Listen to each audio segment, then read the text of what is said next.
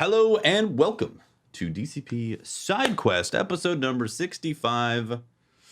What edition is this? The Whoa Briar's Back edition. Briar's back. Briar is intact as well. Yeah. I made it. I made it through a vacation. I didn't set anything on fire. It went pretty well. Congratulations. How was your vacation, Briar? Did you do anything awesome. fun? We did. We took a couple of road trips. Me and the wife both took a vacation at the same time. Like that's how we planned it. It was basically how she could get time off. So we took a couple of road trips. We went hiking. I went golfing with some old friends and barbecue. And it was just so fun just to be with people. We tried to stay socially distanced as best we could, you know, and I think we were pretty successful. I haven't gotten the cough yet. So hopefully we're okay. But man, it just felt good. I haven't been in this office really in like, came in here to pre-order my Xbox 4. And did you? That was what, Tuesday? Did you actually get a pre-order done? I did. Yeah, I did get a pre-order. Congratulations. I didn't get it in the first wave. It was kind of like a second wave that hit. Okay. And I got the second wave. And then I left the office. I haven't really been in here since. Until today, when I better make sure everything's still working. Who knows what Windows has done to my computers? True. True. The desk behind you looks quite barren. It's like, where's the usual flashing lights? Yeah, there was not much going on in the office. I didn't even have the air conditioner on in here. I just kind of just turned off the lights and walked away. And I played a couple of games. Like I played Final Fantasy 15, didn't like it. Played Nier Automata, didn't like it. And then just walked away from the consoles too. Fair enough. I was just like, I'm gonna go do something else. We did some yard work or something. It was just nice to spend some time with my wife. You know, for people who live together, it's like it's just nice to like spend an entire day together every once in a while or multiple days in a row. So even though it was like a staycation, just man, it felt good. I feel really refreshed actually. Yeah. The not going into your office and doing different stuff is the important part. Yeah. Right? Yeah. Completely cut it all off. Yeah. You don't even want to think about it. You just want to do something totally different. Yeah. I was excited to get the Xbox Series X because like they're starting to send those things out to like reviewers and stuff, and we're starting to see some of the cool stuff. Like today, Digital Foundry did a video where they were showing some of the backward compatibility features and like how powerful these things are. So like they showed Monster Hunter World, for instance, running at the maximum resolution mode at 60 FPS, not locked at 60 FPS, but pretty good. You know, like between like 57 and 60 FPS most of the time. Okay. That's good. They showed a bunch of games that you know were struggling to hold 30 at like the max resolution. Running at 60. They showed some games running like just straight up locked at 60. It was pretty impressive. It's nice to know that there's going to be a tangible upgrade to even the games you own. Yeah. You know, like Final Fantasy 15. If I had liked that, I would be playing more on the Xbox Series X, but I'm not going to because I didn't like it. The combat is you hold a button down. I was like, are you kidding me? That's the combat? You just hold the button down. And like occasionally you hit block. What about the bromance, man? Were you not into the bromance? Car drive. What about the car drive? You don't even drive the car. You just get in it and it drives. Yeah. What about? And you got to stay on the road the whole time. What about the delicious meals that were being cooked for you? It was not my style. I'm sure other people like it just fine. For me, it was 3 hours of like, this is just not my thing. Did you fish, Briar? Because I did fish. I caught a fish. I fed it to a cat. I thought that was kind of cute. Wait, in the game or IRL during your vacation? In the game. Okay. Briar was like, caught a fish, fed to cat, nearly hooked me there. Everything else, terrible. I was mad because once I caught the fish, the cat refused the fish, wanted cooked fish. So it was like, this is just a stupid side quest where I feed a cat, but I got to do like 3 more steps. Are you kidding me? And I was getting kind of frustrated right there. Got to be all and natural. You can't drive at night. Like, ugh. Oh yeah, I forgot about that. You hold a button down to do the combat. You just hold the button. Great. I'm sure there was more to it than holding the button, but maybe I'm misremembering. Yeah, I'm pretty sure there was more to it, but I do distinctively remember thinking Final Fantasy VII Combat, the new one, is like just miles better than all the other stuff. The 7 remake? Yeah, the 7 remake combat is fantastic. And I 7 remake is awesome. I felt like 15 had like elements, you know, there was like inspiration taken from 15 to put into 7. Yeah. Yeah. I'm sure you guys talked about 16, like the reveal last week while I was gone, right? Yeah. But that looked really good. Like I'm looking forward to seeing that. I hope that the combat is more like 7 remake than it is 15 because 15 was abysmal. The fact that the DMC combat designer is working on that, I think it's going to be some good combat. Yeah, that does make me excited. I'm a fan of DMC.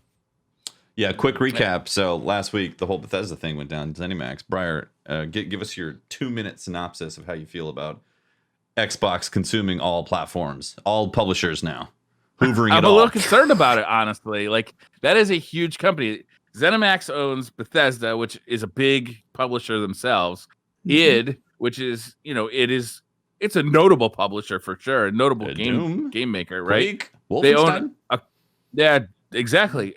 They own a couple of Japanese studios. Like, it just is like this huge chunk that not immediately is going to be, Xbox only, but in the future probably will be like Microsoft platforms only, meaning Windows and Xbox. And that's concerning. Like, that's a huge chunk of, the gaming space that's now going to be exclusive to Microsoft consoles. And that's a bummer if you're a PlayStation gamer, right? If you're coming into the next generation thinking, which of these consoles am I going to buy? I love God of War, but I also love, Fallout. Then that decision just got a lot harder. It's kind of a bummer. Yeah. What if the secret long-term play, right, is Microsoft want to buy up all the studios and then they go to Sony and they're like, so you want to put Game Pass on your PlayStation? Give us a load of money. I don't see Sony ever letting that happen. Can you imagine? No. Like, I can't imagine it. Like, I can see Nintendo doing it before I see Sony doing it for some reason. Yeah. That seems super far-fetched to me. Yeah. Sony would probably be like, we quit before that happens. They'll be like, that's the maximum honor. Like, no. You can take your Game Pass and you can shove it up your ass, Microsoft. How about you? How you like that? Like, it's fine. We will just be the console with a few exclusives. That's it. I have seen some people say that they don't think that it's going to go full exclusive to Microsoft with like the new stuff that's coming out, like the Starfield and future Elder Scrolls and all that. And we don't know, obviously. Well, why did they buy them then? Yeah, exactly. Like, we don't know for sure. They haven't said 100% that the future stuff is going to be exclusive to Xbox and like Windows PC type of thing. But why would you spend $7+ billion to then spread it everywhere? Like, yeah. Also, Microsoft doesn't have the best reputation about keeping companies that they've acquired open. That's true. Yeah. That is true. During the Don Matrick days, they just shut everything down, like everything. And like, it's taken many years for them to rebuild kind of their, is that called second party? Yeah, I guess so. Like, yeah. Although then again, interestingly, when you think about it, I mean, okay, it is just one game, and obviously maybe that's because it was pre-existing on different platforms. But like when they acquired Mojang, right, and you had like Minecraft, they still they still happily have it run like on different platforms. I wonder whether, because one of the, I mean, you're definitely right. It's like, it would like, why would you spend that much, all that money to then give it out elsewhere when you can force people to come to your platform? But I think one of the things that is increasingly evident with Microsoft is that although they're selling these consoles, they kind of don't care where you play their games. They're all about the service. Ultimately, at the end of the day, they're just like, play on PC, play on xCloud, play here, play there. Like, as long as it's a Microsoft platform.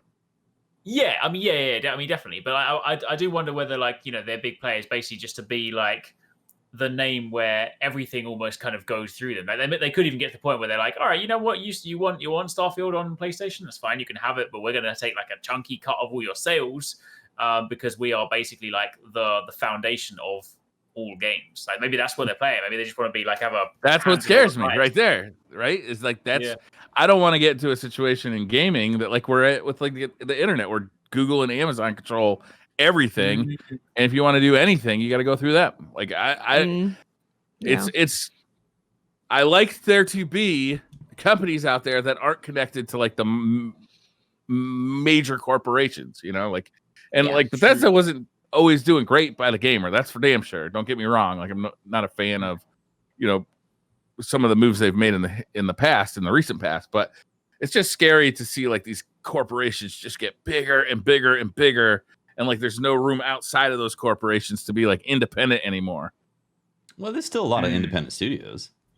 There are, but they're small. Like it used to be that there were like, you know, big ones. There still are big ones. EA, Activision, Ubisoft, but like now there's just one less of those. Right? All three of those are like, right.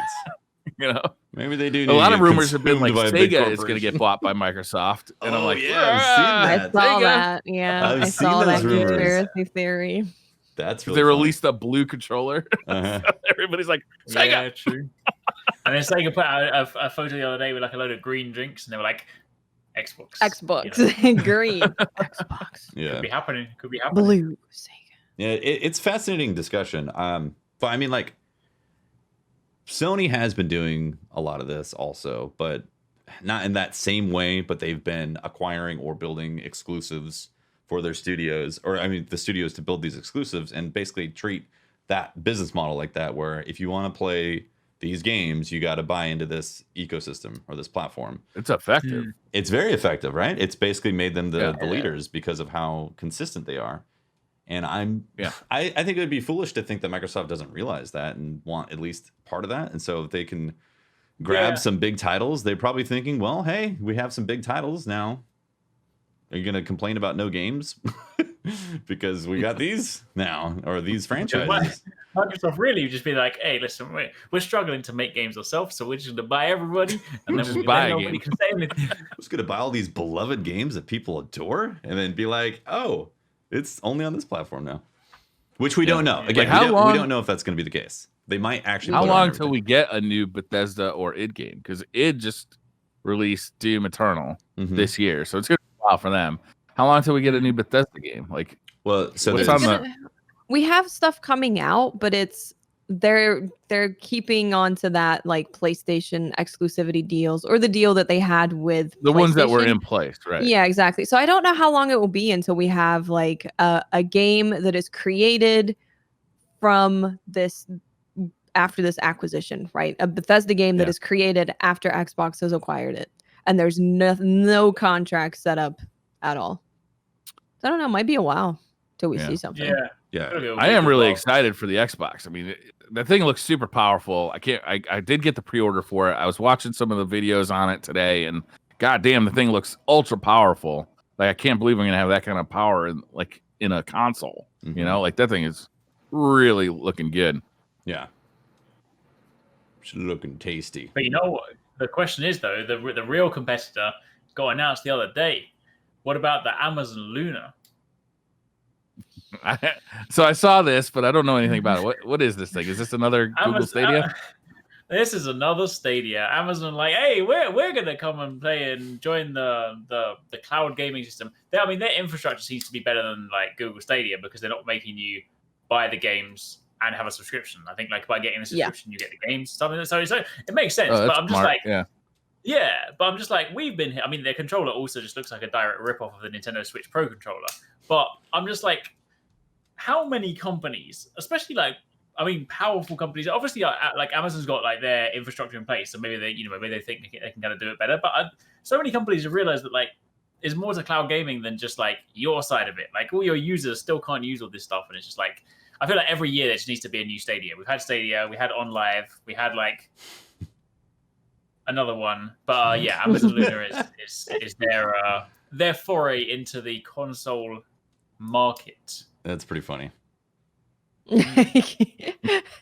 Amazon comes, guys, we've been working on this really cool thing. It's very cool. And then Tefty's like, that's very funny. It is. Have they announced any kind of Twitch interactivity? Like, is there going to be any kind of like tie-in with Twitch on this thing? That would be cool. That'd be cool. Someone's got to do something unique instead of just same. You get it free with your Amazon Prime membership. I could see a situation where, like, imagine this thing works really good, or at least as good as Google Stadia. Imagine this thing works pretty good. You're watching a Twitch stream. You're like, this game looks kind of cool. Like, and you click on the button, and now you're playing it on your what's it called, Luna? It's a bad name. Yeah. That's not good. It will have Twitch integration. Here's a few top level points for you just to kind of fill in the gaps I didn't actually know about. So yeah, Twitch integration. They say that if you enjoy watching your favorite streamers play games, the streaming platform was included in Luna from the start. Having Twitch could also, it's kind of a speculative thing. Having Twitch could also be good news for. They haven't actually given the specifics, but there is supposed to be some kind of Twitch integration. Publishers like collaborations with game publishers and stuff. And then potential Apple workaround. Oh yeah, because Apple are always like getting in the way with some of these things as well. This is not very good data rundown. But yeah, basically, I think Apple's got an antitrust lawsuit coming their way pretty hot. I think that thing's in the works. We haven't talked. Did you guys talk about Epic at all last week? Actually, no. Apple's dust up with Epic. No, because that I think that's actually a pretty far-reaching thing because they have the App Store and they won't let Epic have microtransactions in Fortnite on the Apple Store or on Apple devices. So Epic went and said, "Well, fuck that," and they put them in there anyway. Apple took the game off of the Apple Store, and Epic immediately sued. They clearly had this ready to go, right? And now Epic has taken all of their developing licenses away from Epic in general. And there's a lawsuit brewing, and it's gonna be one of those things where we're hearing all of the dirt nitty gritty because all that stuff's gonna be made public. We're gonna hear all of it, and like I don't know, how do you guys feel about that? Like, should Epic be allowed to sell their microtransactions on the Apple Store? Apple Store wants them to put a 30% cut in for Apple, but like, how much money is there to go around? Just to clarify, what they're trying to do is circumvent the Apple Store to have their own microtransactions in their game, right? Mm-hmm. You'll still get the game through the Apple Store, which is free.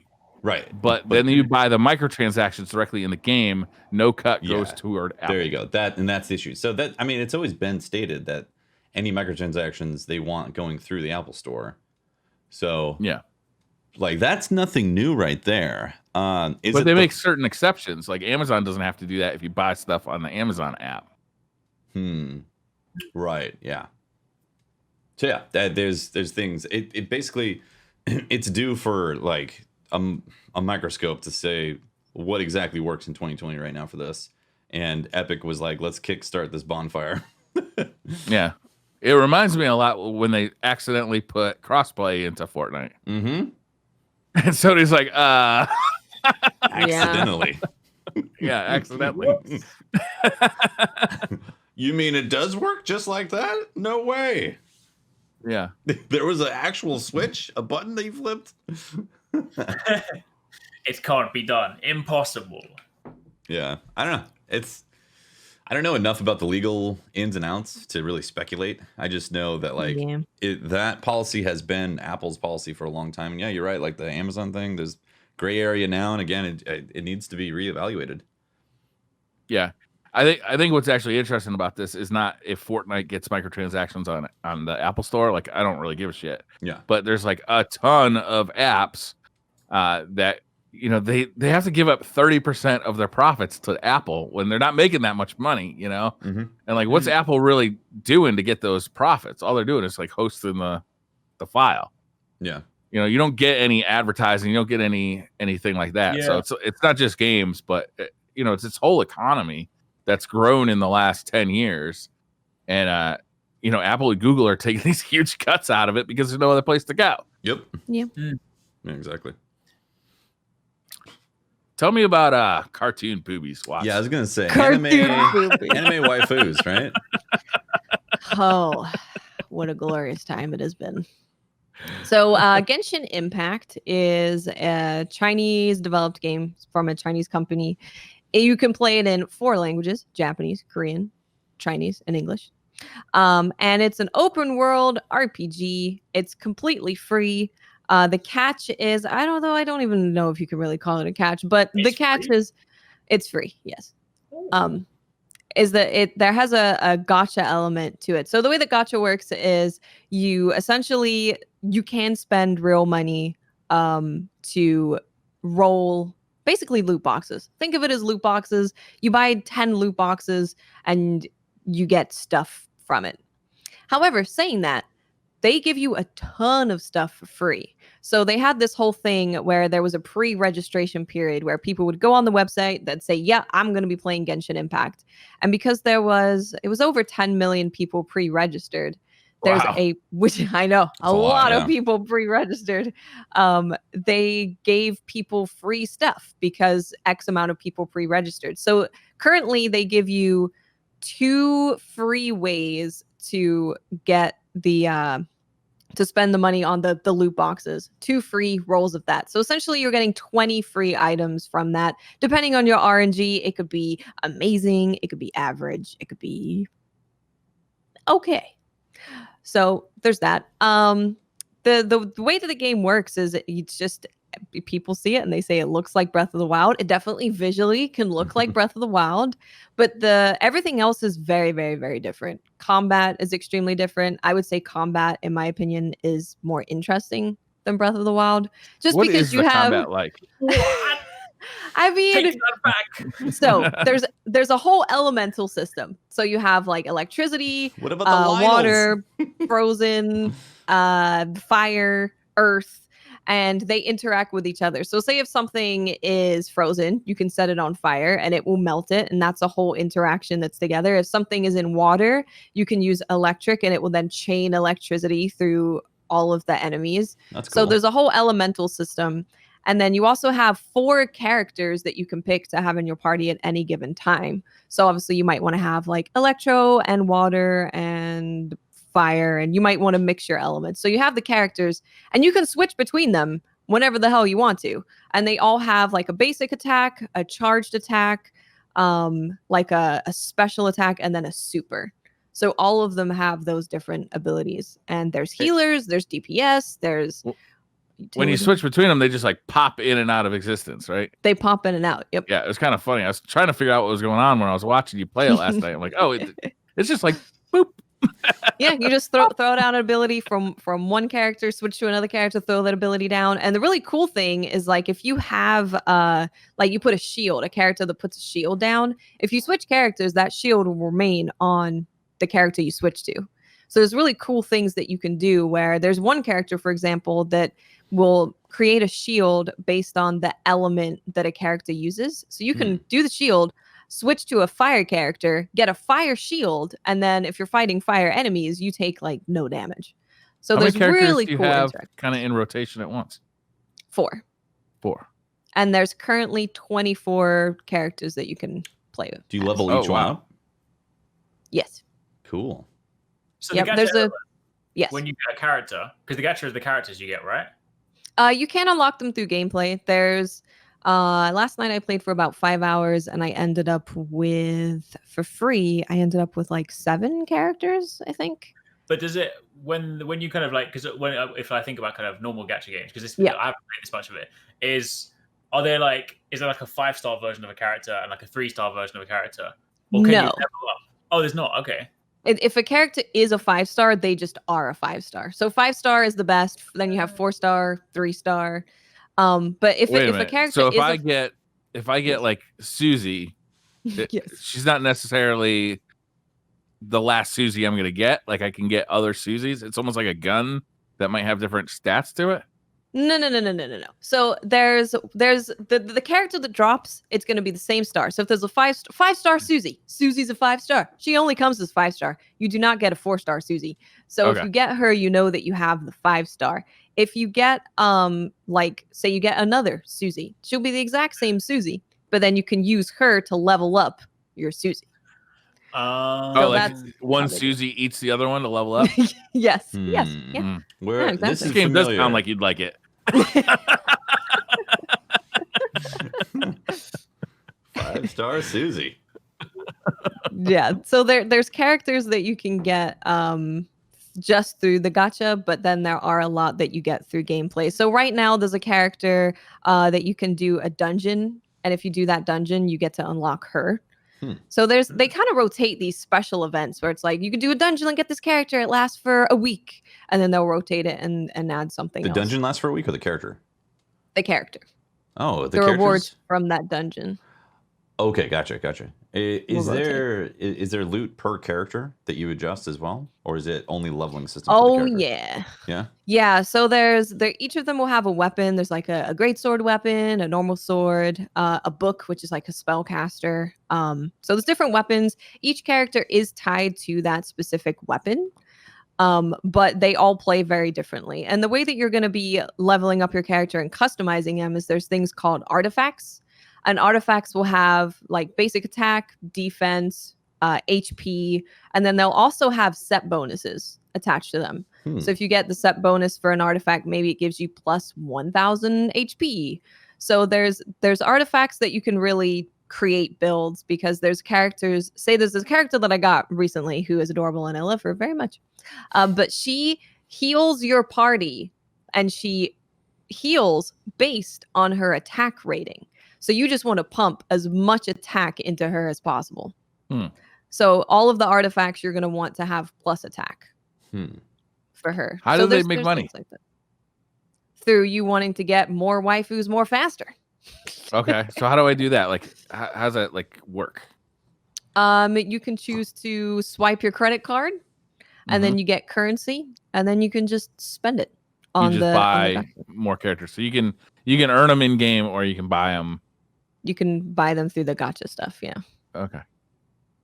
Is it always a loot like RNG chance of getting something, or can you directly buy? It is an RNG. Yeah, so there's a shop that you can direct buy some stuff that rotates. But the main way you're going to be getting stuff is through spending money. So they're called wishes. You can either do one wish, which just gives you one item, or you can do 10 wishes. And if you do 10 wishes, you're normally guaranteed something that is 4-star or higher. So currently there's a beginner thing that you can do where if you do 10 wishes, you are guaranteed a character. Like 100% you're guaranteed to get this character. So they have a bunch of offers like that where it's you do 10 wishes, you're guaranteed to get a good drop, or you do 10 and you're guaranteed to get the specific character.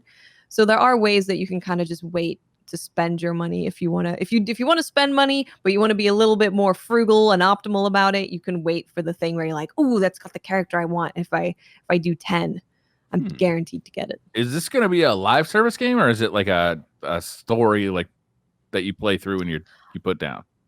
It is a live service game because they've said that they're going to be adding new areas. So currently there's like 2 areas of this map, like 2, what would you call them? Countries, I guess, almost. And they said that they're going to be adding more of those, and they're going to be adding more characters. So it's maybe not as live servicey as we'd think of with Destiny, but they're definitely going to be adding to it. There's a story that you can do, and then you can also co-op with up to 4 people. Cool. It's really good. The systems are really deep. Upgrading all of the characters is really cool, and you get new abilities unlocked as you level them up, and you can also individually upgrade all of your artifacts and all of your weapons and your characters. So there's a lot to work on. What platforms is it on? It is on iOS, Android, PS4, and PC. Okay. Full crossplay. The Switch version is delayed. Crossplay. That's nice. Switch is delayed. It is. It is going to be on Switch eventually, but it is delayed.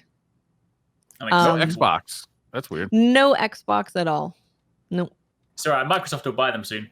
Yeah, that's right. They're like, well, you won't give it to us? We'll buy our way in. And the game has so much voice acting. It's actually kind of astounding. Like every character you come into contact with, for the most part, is fully voice acted, which is really amazing, and voice acted fully in 4 different languages. Wow, that's got to be expensive. They are really like. I'm curious on like how much this game would cost you, like playing through it. You know, like. Well, you can probably play it for free, right? It's like if you've got enough patience and time. You can definitely play it for free. The only info that I have is that there's someone who has 700 hours in the beta, and all of the betas is just like the full game, and he did not spend a single dime. Yeah. And he has beaten everything. He's done everything. And he's on level 3. No, you really do not need to spend money, but it's the characters are so well designed and well voice acted, and all of them are super cool that there's 100% going to be people that are like, I want that character right now. I'm going to spend $20 and see if I can get it. Is there what else are there for microtransactions? Are there costumes, weapons? That's it at the moment. They do. I think they are bringing in costumes for the individual characters. So at that point, you're probably going to be paying for that. It seems pretty reasonable, right? It's pretty reasonable. Like they gave you a bunch of free stuff. You got to level 10, and they gave you enough to do 10 of those wishes to get stuff. They give you a free 4-star weapon when you reach level 10. There's a bunch of stuff. So you get the weapons through the loot boxes as well? Through the world or the loot boxes. Yeah. Okay. So it's generally pretty reasonable. So I kind of came to the conclusion. I played for about 5 or 6 hours last night, and I was like, you know what? I would be totally fine giving them the money that I would spend on a full release game. Like if I bought this game for $40, $60, I'm fine giving them that money. Mm-hmm. Is there a battle pass? There's something about a battle pass that unlocks later on, but I'm not there yet, so I don't know a ton about it. And there's no monthly fee. It's just there's no monthly fee, but however, you can choose to pay $5 a month, and they will give you stuff every day for you to use in the gacha thing. So if you play every single day for a month, it's 100% worth it. If you don't play, then it's probably not worth it because you need to log in every day. That's how they get you. You got to log in. Yeah, login rewards. But if you're just playing every day, it's totally worth it. It's a good cost for it. Cool. But no, it is not pay to win in any capacity. It's pay to be impatient. If you really want to get something really fast, you can pay and get it faster. That's kind of how Warframe is. Pay to be impatient. Yeah. My favorite type. Yeah. It's not pay to like, win. I just want to spend some money because I don't want to grind. It's like they're targeting my weaknesses. It's true. Yeah, those games are the worst when it's literally like, oh yeah, this will take 48 hours to build, or you can spend £10. Like, get the credit card out, I'm ready to go. Yeah, it's really fun. Combat is really fun. The story is really good. There's so much voice acting, which is phenomenal. There's so much to do in the world. You get like daily missions that you can go and do, which give you rewards. You've got an adventure book, which is like upgrade a weapon to level 10, or go unlock a teleportation shrine, and that gives you a bunch of stuff. So there's always things that you can be doing if there's hidden things in the world to explore and get. How big is the world? There's just so much to do. It's pretty big. I heard that I think if you take the main road from one side of the map to the other, it takes 20 minutes to walk it. Wow. And they're expanding that? Is it one biome right now, and it's going to get expanded to different biomes later? Two, I believe. Okay. Yeah. Because there's a different city that I've never made it to. There's a whole different city that I haven't got to yet. But yeah, they're going to be expanding it. They've talked about that they want to expand it. If they just keep adding stuff to the game, people are going to spend money for the brand new character that comes out. If you had a costume, people are going to pay money for the costumes. Yeah. But the things that they offer for free is, if you don't want to spend any money, it's just a solid story game that has a bunch of questing to do, side quests, main quests. You can play with your friends. You can get a bunch of cool weapons and characters. It's really good. Sounds cool. I'm definitely going to be checking it out. It's a good game. Yeah. It's really good. Yeah, I'm playing it. I'm like, this game is free. Now, you said it's cross-play, but not cross-save. So, like, it's cross-save. Can you load it up on your mobile phone and then do a long gaming session on the PS4 or PC? PS4, no. So the mobile and PC is cross-save and cross-play. That's the one then. PS4 is not cross-save. Because think about it. Your daily login bonus, you've open up your phone, log into Genshin Impact, get your daily bonus, bounce, and you're going to play for a couple hours, jump on the PC. There you go. Exactly. Yeah, it's works really well for that. Or maybe you just want to hop in and manage your inventory on your phone. You do a stream, maybe you don't want to go through the entire inventory on stream, and you're like, I'll just do it before bed. There you go. It's perfect for that. God, I wish Destiny had that. Dismantle stuff on my phone. Be like, I would love to dismantle stuff. Yeah, Yeah. I think I'm probably gonna play it on PC then. So then, Yes. if I do get hooked and like do the $5 a month subscription thing and do the daily login on the phone. That is a bummer though that it's not coming to Xbox and it's not cross save on PS4. PlayStation. Hopefully, it will be on the Switch because it'd be nice to play console. Oh like on your TV. Imagine yeah. that. If we get cross save on the Switch, that'll be amazing. That'd be That's the what I'm play. waiting for. The definitive version on the best console. Definitive version. That's what I'm waiting for. You know, it's just like it looked on an iPhone 5, but now it's 3 times as big. Exactly. And I can play it in the toilet. Love it. Oh, and controller works perfectly. Any controller works perfectly on PC as well. Yeah, probably with the. I would imagine it would with the mobile too, right? Yeah, Oh, there's people who are playing on an iPad using a controller, and they're like, "This is great." Damn. Yeah, I could do that. Try that out. Yeah, you can hook up PlayStation and Xbox controllers to iPads and Android devices now, which is super nice if you're playing a mobile game. Cool. Yeah, check it out. It's free. Currently, I think the download's going pretty slow because so it was preload which opened up on Thursday, Friday. It launched on Sunday night for us on the West Coast of the US or the East Coast. So preload was super fast. It took me like 15 minutes, if that. And then now people are like, it's taken 7 hours.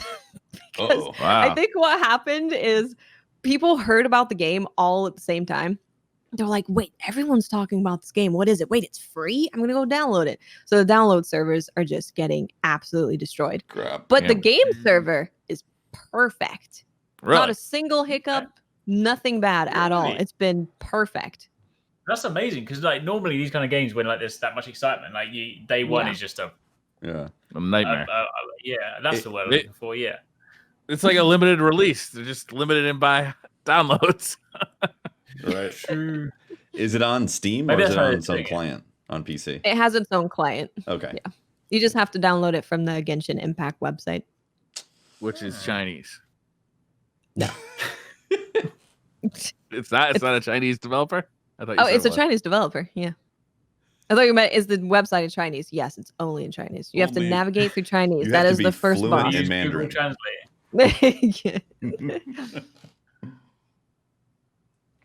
Yeah, it's a Chinese. What else? What else are we playing? That's it. I'm playing this for the rest of my life. Hades, yeah. Hades. This is the new Giant Impact game or Giant. Wait, Supermassive. Super Giant. Yeah, because I remember like I'm still very much at the beginning, so Jeff, I think you'll probably be better starts to speak about that. But like I picked it up the other day because I had a few friends talking about it, and I remember seeing it because I think it was in like beta earlier in the year, right? Because I remember people were like streaming it earlier in the year, and I was knowing it was coming to Switch, I was like, I want to wait for it. Finally picked up this weekend.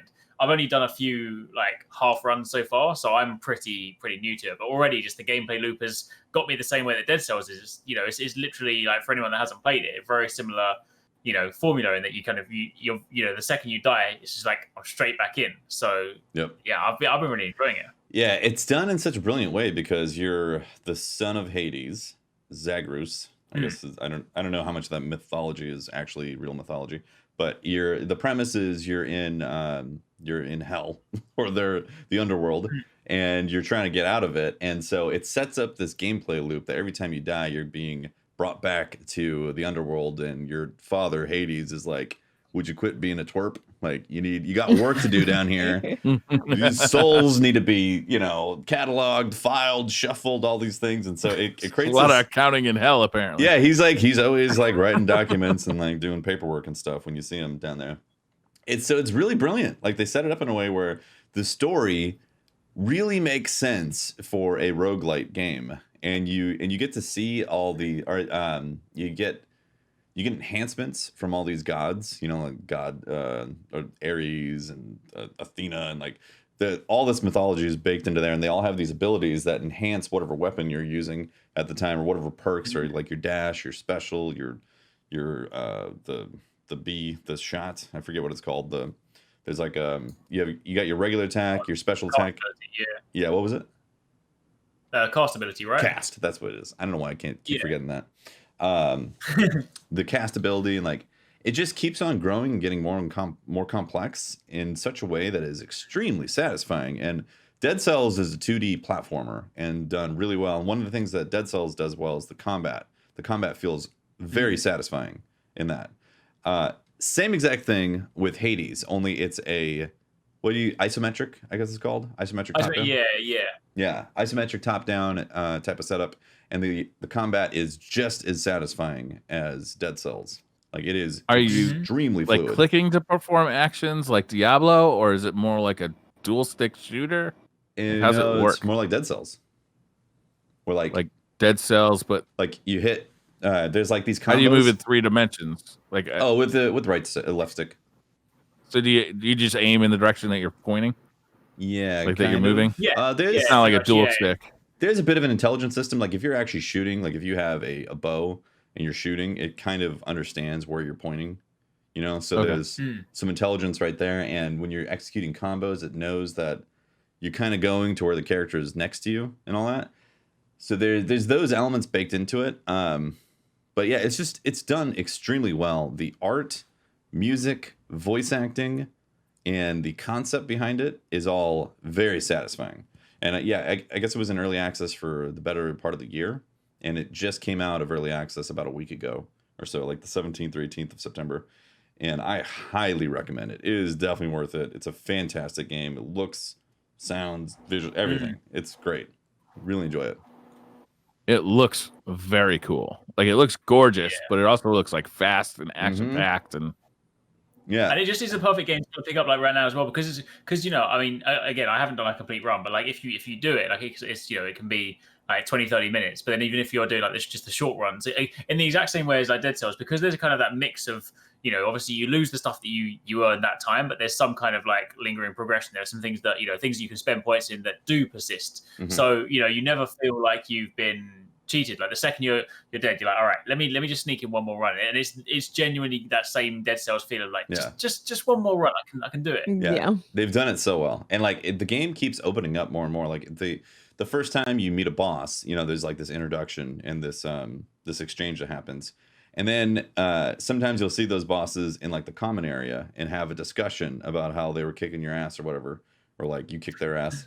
And then you see them again in another run, and they'll have like variations happen to them, and the conversation will change as well. And I've done like I think 10 runs or something, or maybe not 10 runs. I'm getting close to 10 runs, and every time there is changes to these bosses, and like the dialogue has been different, and I've been like, how does this keep happening? And like, yeah, it's really cool. Yeah, it's really surprising.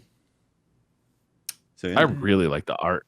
It's so good. Yeah, it's such a beautiful game. Like Supergiant are just like they've got that style. They've got that unique style to them, right? Like Bastion, Transistor. They all have that kind of look to them. I do love that style. Like Transistor's one that I missed as well. But yeah, Hades is. I'm really. What's the the one thing that I haven't quite worked out yet, because I was kind of skimming through the other day. I've only done a few runs. But what's the purpose of like upgrading the home base? Because you know the guy that's next to Hades, like the contractor. Upgrade. Yeah. So the contractor, you can unlock perks that happen in your runs. Like for instance, a fountain in a certain level, they'll randomly show up. Like you can unlock that happening in your runs now. So then you can have like a because you know it's all randomly generated or procedurally generated, not randomly generated. It's a procedural generation type of run thing that happens with this. So once you start unlocking those upgrades, you'll get like money from breaking pots. You'll get the fountain. I haven't fully unlocked everything, but those things start progressing as you get the as you get going on there. Uncle Raph in chat says on 30 runs and still getting different dialogue. This is crazy. I mean, that's nuts. When you meet a new god, the other gods that you'll meet throughout the gameplay of like going through the levels will be like, oh, so I see you met so and so. Well, watch out about their blah blah blah, and I'll be like, really? I didn't know I was gonna suddenly talk to Zeus, and Zeus was gonna say this about whoever. Like, it's really surprising. Wow, that's amazing. Yeah, it's cool. It's highly polished, and unfortunately, it's on console right now. Hopefully, soon you can get it on PS4 or Xbox and the it says it's coming to Steam and Epic and Nintendo eShop. Yeah, so it's there now. Steam and Epic and Nintendo Shop, but not on the other consoles, and I don't know why. Yeah. Maybe they're just going straight to PS5, Xbox 4. That's possible. They're also a small company, so maybe they didn't have the resources to develop for Xbox and PlayStation at the same time. So maybe they're making sure this goes smoothly to then have a big launch on the other platforms. Xbox is going to buy them. Xbox is in the process of acquiring everything. And then it will be on Game Pass. There you go. It's already on the definitive console, so it's fine. It doesn't really need to go anywhere else, to be honest. On the Switch. I like playing those games on Switch for sure. Yeah. I played a lot of Dead Cells on Switch. Yeah. Yeah, I kind of wonder, is this getting like a retail release? Oh, only downloadable? I bet they'll do like a limited run. I need to check them actually. Yeah. They often do that, and then I miss it, and I'm like, no. So if you're looking for a game that you can sink your teeth in and have like these short runs where there'd be like 30 minutes to 2 hours for a run, this is so well done. It is phenomenal. I love it. I also really like these type of games. This looks good. Yeah, these type of games I really enjoy playing. But in fact, I like playing these games offline a lot, quite a bit. Just because it's that type of thing where you can engage with it for like an hour and feel like you got some progress, but also had the meat of the game happen. So no current plans for a physical release. So it'll probably come. They're just not talking about it. Yeah. Aries is probably right. True. Aries. We'll see. Yeah. So anything else happen? Anything else we want to talk about this week? Yeah. There was a TGS stream, and they showed first gameplay of Monster Hunter Rise, like actual gameplay with HUD, and like 40 minutes of gameplay. Wow. Oh, this game was so good.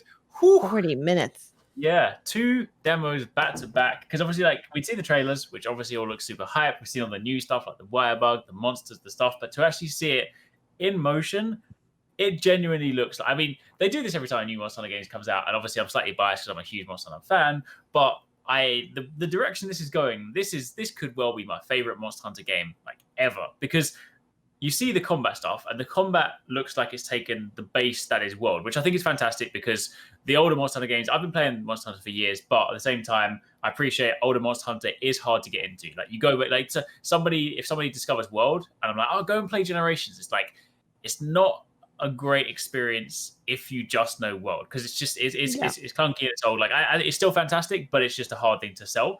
This looks like it's taken the best bits of world, like the kind of, all the quality of life things they introduced, like the fluidity of movement and all that stuff like that, but taking some of the craziness of like the older Monster Hunters with like the vibrancy and the over the top nature, plus the fact that this team that works on has worked on some of the things like Generations, so they do like the off the wall stuff, and you just combine them both into this like incredible mixture, which just looks so cool. I mean, just like the whole wire bug thing they introduced with the grappling hook, like it literally gives you freedom of movement that we've never had in Monster Hunter. Like Monster Hunter has never had a jump button, for example. Like you can leap off a ledge, but that's the extent of it. But now with the wire bug, you can literally anywhere just Spider-Man up into the sky, start swinging through. You can climb pretty much any surface again, because in Monster Hunter in the past, you've only been able to climb like predetermined walls, but now it's like, see this cliff, climb it. Like run wherever you want, do whatever you want. It's literally that's gonna be fun during Hunter. Combat too. You like, jump onto a cliff and then jump off the cliff onto the monster's back. Like that seems really fun. Exactly, and there's so many moves that are actually tied to the wire bugs. You can swing up into the sky, jump out, start drawing your greatsword into like a charge attack. You can do things like you throw the wire bug out in front of the monster, and it becomes like a tripwire, which allows you to do like a counter move. So like it hits it, and then suddenly you go and do like a flashing move. There's like so many things, and obviously there's so much more we still got to see. But just that like fluidity of like movement and stuff, it looks really, and I mean, okay, I know a lot of people that sort of they'll see it and they'll be like, oh, you look at this alongside World, obviously it's on the Switch, it's not as visually impressive and stuff, but for a Switch game it's looking really nice. Like it looks really nice. It does look nice. Yeah, and they've also chosen, like, they always kind of do this simple thing. I never understand why they do it in Monster Hunter. I would swear, like in most Monster Hunter games, they always show like the foresty style map to begin with, which still looks nice, and the map is huge for like the handheld game. They're keeping the seamless nature of world, so there's no loading zones between areas. You just roam around. But they always seem to show things off in the forest area, which often looks quite drab, and it's like trees and just like muddy colors and stuff. But then Monster Hunter's always full of places like tundras and volcanoes and other vibrant areas, and it's just like I don't know why they decide. I don't know why so many companies like to demonstrate things in like beige and green areas. Yeah. But yeah, honestly, it looks fantastic. That beige and green was especially bad in like the PS2 era, where like every game looked brown. It was like the war color palette. Yeah, the Call of Duties. Yeah. That's great. But yeah, so yeah, it's gonna be exciting. It's gonna be very, very exciting. So obviously we've got that, and then this week for Monster Hunter we have Fatalis, the final title update for Monster Hunter Iceborne. Right. So the big black dragon himself is here to burn people to cinders. Let's say you haven't played Monster Hunter World or Iceborne in a while. You know, say like 6 months. How behind? Just for instance, just throwing a number out there. It's like 6 months. How behind would you be? Yeah, for this friend hasn't played like say 6 months, and they're thinking about the new dragon, Fatalis. How behind would they be? Quite behind. However, you only need to have completed the campaign and just encountered Alatreon. Not defeated Alatreon, but like encountered it to the point where like you go through the quest where they're like, oh, Alatreon's here, you need to go and see it and kind of thing. But you don't actually have to have defeated it. So in terms of being that far behind, the main thing is obviously you'll need to make sure that like your gear is up to scratch, because these end game monsters hit like a truck. Like you walk in with like half upgraded gear, you will just be dead. Yeah. But in terms of actual progress, you don't need to go through and be like, all right, I've got to do Safi, I've got to do this, I've got to do. For all intents and purposes, skip most of it. I think you literally just have like a purple quest for like kicking off Alatreon, and then you can just dive in. Okay. So you should be all right. You could definitely jump in. Cool. Yeah. And Tufty's done. You did Safi Jiva, right? Yeah. I farmed up a full set. Oh yeah. Oh, then you're fine. Then yeah. Just upgrade that, and then you're laughing. I mean, it's already upgraded, baby. It's got all the trimmings. Then you're ready to go. Then you literally just need to log in, go in the old Alatreon thing, and then you get a little quest. I mean, my friend. To go. My friend's all fully upgraded. I've obviously been upgraded. I've been upgraded and playing consistently. Course. Yeah. Clearly. Every day. Yeah. Yeah. My login bonus. Yeah. Login bonus. Come on now. Daily potions. Monster Hunter World on the iOS. Be able to get that login bonus and then jump on the PS4. I'm telling you. Imagine that. Yeah. What was the deal? I saw during the Nintendo thing that too. They announced, was it Monster Hunter Story 2? Oh yeah. So Story. Did you guys talk about that last week? Yeah, a little bit. There wasn't as much because that one they're kind of keeping like a lot lighter because that's further out. Because obviously Rise is 26th of March. Stories is just summer 2021. But I mean, I'm super excited for that because like it was interesting like to see that come out of the announcement. I honestly didn't see it happening because I never thought that Stories 1 sold that well, so I wouldn't have seen it as being like a huge success for Capcom. I loved it. It was a fantastic game. It's so it is a game. It's not like a movie or something. I didn't know at all what it was. Is it? Yeah. Is it like a Monster Hunter game, or is it somehow different because it's a story game? Yeah, it's different. So Stories is for the best comparison is Stories is like Monster Hunter meets Pokemon. So you go out into the world and you play as like a monster rider instead, and you have like a little stone on you, and then you can basically go around. You can find monster eggs which you can hatch into monsters, and you then whenever you go into battles, it's turn-based battles, and you fight alongside a monster. Okay. So it would be like, so it's more like an RPG as well? Yes. Yeah. Combat works around like a little kind of rock, paper, scissors system. And then, when you can attack as your hunter and also as your monster. But the monsters are like the prime thing in the kind of combat. Like your hunters all like have basic attacks, but the monsters have got like some over the top, like anime, just stupid, crazy powers. And it was really cool. Like you still had like the underlying systems. Like you could still go through and hunt monsters, make some armor, make some weapons. There aren't like the 14 weapons. There's only like 4 in Stories. But then you kind of go through there, and obviously there's like a story. There is genuinely a story with it, like a full-on RPG style story. And Stories 1 was really, really cool. Like genuinely really enjoyed it. And they released it for anyone that missed it. They released it afterwards or re-released it on iOS. And it plays really well. Plays really, really well. What did it come out on originally? 3DS. Oh. So I was kind of hoping they would like re-release it on Switch, but then they were like, we'll just announce Stories 2. So yeah, I mean we've seen no gameplay for it. We haven't seen anything else like that, but the understanding, the the impression is that it's the underlying foundation of stories is still there. So yeah, definitely a good one to get into. Cool. I was curious about that because it wasn't something I was familiar with, but it definitely looked different than what I was used to from seeing Monster Hunter. But it looked cool. Yeah. Nice. I keep asking you guys because I missed last week. Did you guys talk about Mario All-Stars 3D World, whatever it's called? Not much. I don't think so. No, I picked it up. I haven't played it yet. It's real good. Yeah. Yeah, I've been playing it a little bit on the go, and I gotta say, man, it's really good. It's a little bit disappointing that they didn't do more with Mario 64, like stretch it out to be widescreen and upres because it's only 720p, not 1080p like the other two titles. But it's kind of okay by me because it still plays really good, and it's nice to see it at 720p. It's nice to play it on the go on the Switch. It's the first version that I think we've ever had officially, anyway, that actually plays well on the go. And it's a really nice package. It's a little expensive for what it is, 3 re-releases. What is it cost? And $60, and it includes Galaxy, Sunshine, and 64. But man, 64 looks and plays great. Mario Sunshine is unfortunately not a good game, but Galaxy is still amazing. Wait, sorry, I beg your pardon. And it looks great at 1080p. Like and you can control it with the Joy-Cons, which is really nice. Galaxy, I think, is like it might be my favorite. Well, it's hard to say. It's a really great game. It was a hell of a comeback after the shit show that was Sunshine too. Are we gonna let this pass? Listen, I actually really enjoyed Sunshine. I did. Sunshine is one of the best games ever.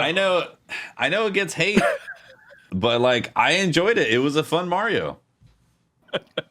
Remember, Breyer also hates Nier Automata. Okay. And Doom Eternal. He said Doom Eternal was boring. And Final Fantasy 15. He's like, that Doom Eternal game. What a snooze You hold fest. down one button. Like I'm just waiting for combat to be over at this point. How can you hate Sunshine? He just hates all of Sunshine. Sunshine, period. It's funny because it's I don't really hate Sunshine. I just like getting a rise out of people. Okay. The thing is, it's confused me because there's a couple of people that genuinely, in the same way that whenever the Zelda discussion comes up, some people genuinely hate Skyward Sword, and I'm just like, what do you not like? Do you not like fun? Do you not like Skyward happiness? Sword? I do hate like the first 6 hours of tutorials. That's fair. But other than that, I like great. the game. Yeah, but that first 6 hours is kind of rough. That's funny. Yeah, I actually might buy that. The Marios. Well, get it quick because it's going. They're saying they're not going to sell it after like March something. Oh yeah, you never buy it ever again. Limited time digital copy. Limited time digital. Yeah. It's real weird, but it's a thing. Yeah. Why would they do that? This is the Disney Vault. Create hype. They want to hit those numbers for the end of the year. I don't know. Oh my god. Be like, are you gonna make me get a ROM? Download a ROM? No, of that's course the not. funny thing. I would never do that. Like, it was like 3 weeks ago that the PC, like somebody had basically like created Mario 64 on the PC, like natively running on a PC with full. I remember that. 4K, and like it runs awesome. It looks awesome, and of course, Nintendo's lawyers put the kibosh on that immediately. But like 3 weeks later, they released this, and it's not widescreen, and it runs at 720p, and silly. It's still good. It's a little disappointing. Like if you could, the last time they used the All Stars name is when they redid Super Mario Brothers 1, 2, and 3 for the Super Nintendo, and like they completely rebuilt the games from the ground up for the Super Nintendo. That's the last time they used those words, All Stars. So people got. This got leaked a long time ago too that they were making this, so people got their hopes up. Yeah. We know how that is. Oh yeah, we know. We know how that goes. But it's a nice package. It's a little expensive, but it's fun. This game's Super Mario 64 is still a damn fun game. Yeah, I bet. Yeah. Also, Super Mario and so Galaxy. Dude, Galaxy was fantastic. I was disappointed that Galaxy 2 wasn't on there. That's a little weird that they didn't put that on there. Like that completes the set for those Mario Galaxies. Yeah, I agree. I don't know if they'll ever do like a second version of this that'll like have 3D World and Galaxy and maybe Odyssey later. And throw in Donkey Kong 64. Because Donkey Kong is great. I love Donkey Kong. But Donkey Kong 64 specifically. Donkey Kong is a narc. No, but Donkey Kong 64 is like the best Mario 64 game. It's great. It's better than Mario 64. I've said it. Controversial topic. Wow. Donkey Kong 64. There have been many opinions today that may have got everyone to stop listening to us. when I was younger, right? That is almost as controversial as your stance on Jar Jar Binks. No, maybe. The thing is, when I was younger, I was a simple kid, but I was like, you know what, Mario 64. But then I was like, Donkey Kong 64 is like Mario 64 with apes, and I like monkeys. So I was like, this is great. And then you have multiple characters, so they gave me everything I liked about 64, but with different playable apes. What was not to like? It was fantastic, and it had a cool rap. Every time you got banana, it was like, ooh, banana. I mean, it doesn't go, ooh, gold star. It's just like, yaha. You know, so like, I'm sorry, but ooh, banana. Donkey Kong 64 is the best. The greatest. It's the best. There you go. All right. Greatest of all time. I think that's SideQuest, guys. I think that is SideQuest, everybody. We nailed it. It is. It's good to be back. I missed you guys. Yeah, welcome back, man. It was fun. Great episode. We're incomplete without Briar Rabbit. There you go. We're full, but incomplete. Very full. You sons of bitches. You said you wake me, didn't you? You should check out. You don't need to watch last week's DCP, but maybe just like take a little look. A little screenshot, just Oh god. see a frame. Take a little.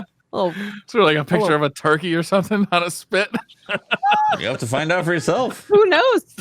Yeah. I might be better not knowing. All right. Well, thank you very much for watching and listening and hanging out. That has been SideQuest episode number 65. Yes. And it is complete. Yeah. Shout out to our Patreons for supporting the shows. Thank you very much, guys. And shout out to our Twitch subs also supporting the shows. And shout out to everyone hanging out, watching, listening, all that stuff. If you want to find more of me, you can talk to me at Teft on Twitter and catch my streams twitch.tv/TeftyTeft. I'll go. I am Miss 5000 Watts. You can find me on Twitter, Twitch, and YouTube. Just look for Miss 5000 Watts. And you can find me over on Twitter and YouTube at Arix. Talking about Monster Hunter. More excitement. Yeah. I'm Briar Rabbit. You can find me on the Retro Slot tomorrow night talking about old video games. And we're doing that with Jay Sniperton. The first episode went up. It was really popular. People really liked it. We're looking forward to doing episode 2. We'll be talking about Ninja Gaiden. Ooh. Yes. I want to see that one. I Yes. love Ninja Gaiden. Yeah, that's a good When's one. the Donkey Kong 64 episode? Yeah. Still mulling that one over. We got to find somebody who's willing to play it. Before we can... Wow. I mean, that must be easy. They must be lining up. Everybody lining up for that one, All right. Thanks for watching. We will see you next week for another episode, and tune in for Retro Slot episode number 2 tomorrow. Yeah. Bye, guys. Thank you, everybody. Bye. Bye.